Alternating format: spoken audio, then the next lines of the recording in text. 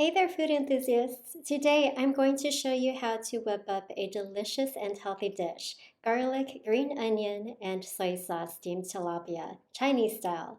Get ready to tantalize your taste buds with this simple yet flavor packed recipe. To get started, let's gather our ingredients.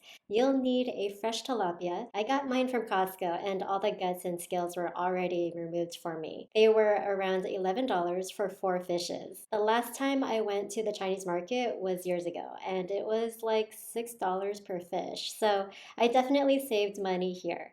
Then get a few cloves or the jar that has already minced garlic, vibrant green onions, and of course, our secret flavor weapon, soy sauce. First, we'll prep our tilapia by cleaning it and patting it dry. Now, let's move on to the star of the show, the garlic and green onion. Chop them up into fine pieces and set them aside. Next, let's assemble our steaming setup.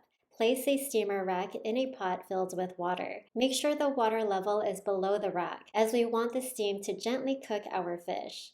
Cover the pot with a lid and bring the water to a gentle boil. Once it starts steaming, reduce the heat to medium and let the magic happen for about 8 to 10 minutes. The steam will work its wonders, infusing our tilapia with incredible flavors. Now, let's make the sauce. Sprinkle the chopped garlic and green onion into a small pot with soy sauce and add a pinch of sugar and 2 tablespoons of water. Then stir. Once the fish is done, evenly distribute the aromatic goodness on top, ensuring every piece is coated. And voila! Our garlic, green onion, and soy sauce steamed tilapia is ready to be enjoyed.